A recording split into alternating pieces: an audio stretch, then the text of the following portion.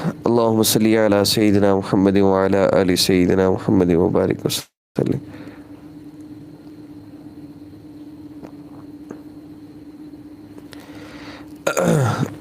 ایک بہن نے فرمایا کہ میں جسے پسند کرتی ہوں مجھے پسند کرتا ہے، لیکن اس نے شادی کرنے سے منع کر دیا ہے۔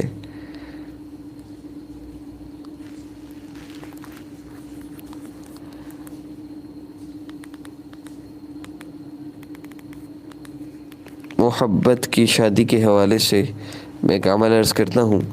جس بندے کو بھی کوئی بھی مسئلہ ہے شادی کے حوالے سے، کوئی رکاوٹ ہے، پریشانی ہے، کوئی بھی مسئلہ ہے، تو انشاءاللہ اس عمل کی برکت سے اللہ رب العزت اس مشکل کو، اس پریشانی کو ختم فرما دیں گے، اس رکاوٹ کو ختم فرما دیں گے۔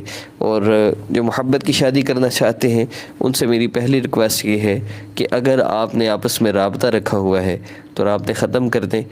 لڑکی سے تو میں عرض کرتا ہوں کہ آپ اگلے بندے سے صرف اتنا کہہ دیں کہ میں اللہ رب العزت کے لیے آپ سے محبت کرتی ہوں، میں اپنے رب کو آپ سے رابطہ رکھ کے ناراض نہیں کر سکتی۔ آپ اگر واقعی مجھ سے محبت کرتے ہیں تو نکاح کریں، اور میں نکاح کے بعد اب بات کروں گی۔ اگر تو 2 نمبر ہوا، ویسے بھاگ جائے گا یا ڈرامے کرے گا، نہیں میں بات کے بغیر نہیں رہ سکتا یہ وہ، حالانکہ اس نے چھوڑ دینا ایک دن اور بات کے بغیر رہ بھی سکے گا۔ اگر سچا ہوا نکاح کرے گا، 2 نمبر ہوا تو جان چھوڑ جائے گی۔ اب اگر سچا ہے تو رشتے کے حوالے سے اگر آپ جلد سے جلد نکاح کرنا چاہتے ہیں اور رشتے کے حوالے سے آسانیاں چاہتے ہیں تو میں عمل عرض کر دیتا ہوں۔ اس عمل میں بھی آپ نے ان اعمال کو اپنانا ہے جو آقا پاک صلی اللہ علیہ وسلم اور صحابہ نے اپنے مسائل کے حل کے لیے اپنائے۔ یاد رکھیے کہ اگر آپ کا آپس میں رابطہ رہا ہے، اس رابطے کی وجہ سے آپ بے چین ہیں، بے سکون ہیں، اب اس نے رابطہ ختم کر دیا، رشتے سے انکار کر دیا، آپ پریشان ہیں، تو یاد رکھیے وہ آپ کا مسئلہ حل نہیں ہو سکتا جب تک اللہ رب العزت نہ چاہے۔ وہ آپ کے پاس نہیں آ سکتا جب تک اللہ رب العزت نہ چاہے۔ اس کی واپسی ہو ہی نہیں سکتی جب تک اللہ نہ چاہے۔ اب وہ گیا اس لیے ہے کہ آپ سے حرام کی لذت اس کی پوری نہیں ہو رہی، آپ سے بہتر اس کو مل گیا، اب اس کے لیے بڑی آسانیاں ہو گئی۔ شرابی کو شراب نہ ملے سمجھتا ہے میں مر جاؤں گا، اسی شرابی کو چرس مل جائے وہ پینا شروع کر دیتا ہے۔ اسی طرح آپ سے بہتر مل گئی۔ حرام کا نشہ ہے، آپ کا پورا نہیں ہو رہا، اس کا کہیں اور سے ہو رہا ہے، بس اتنا سا فرق ہے۔ اب آپ یا تو اللہ رب العزت کا تعلق حاصل کریں اور سکون حاصل کریں، یا پھر ذلیل ہوتے رہیں۔ جن لوگوں سے آپ اپنے مسئلے کے حل کے لیے رابطہ کریں گے وہ بھی آپ کو کہیں گے بھئی بات سنیں، آپ پہ تو بڑا سخت عمل ہے۔ وہ جو لڑکا جس سے آپ کا رابطہ تھا، جس لڑکے سے آپ بات کرتی تھی،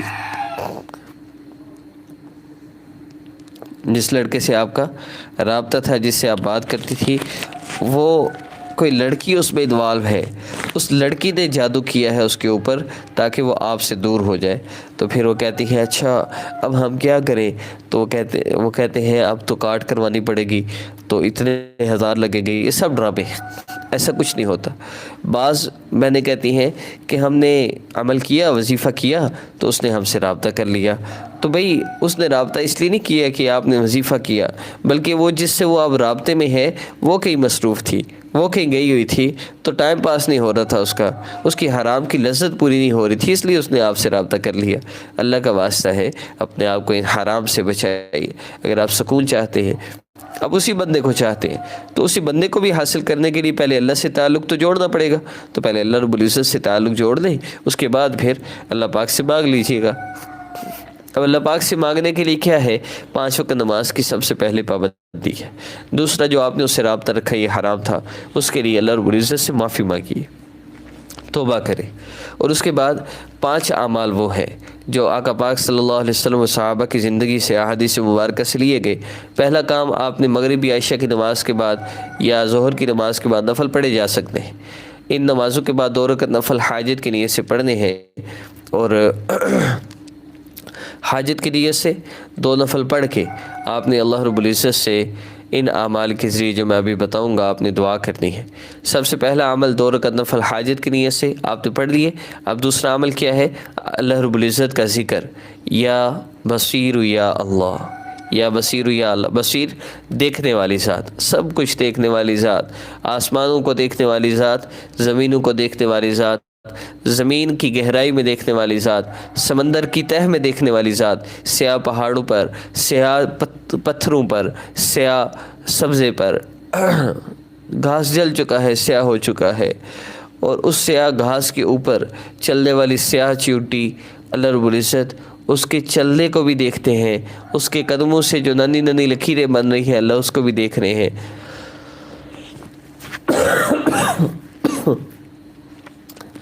آپ یا بصیر یا اللہ کا جب ذکر کریں تو آپ اس عظمت کو ذہن میں رکھتے ہوئے آپ یہ بھی دعا کرے ہوں، دل ہی دل میں یہ سوچ رہے ہوں، اللہ آپ میری حالت کو بھی تو دیکھ رہے ہیں، میری جو حالت ہے مجھے سکون عطا فرما دیجئے، میرے مسئلے کو حل فرما دیجئے، میری پریشانی کو دور فرما دیجئے۔ اللہ پاک سے دعا کیجئے۔ اب آپ نے ذکر کر لیا، دوسرا کام ہو گیا۔ اب تیسرا کام ہے آقا پاک صلی اللہ علیہ وسلم پر جتنا ہو سکے درود پاک پڑھے، اور چوتھا کام ہے جب درود پاک پڑھ لیا کم از کم 3 سے 33 مرتبہ، اور آخر میں آپ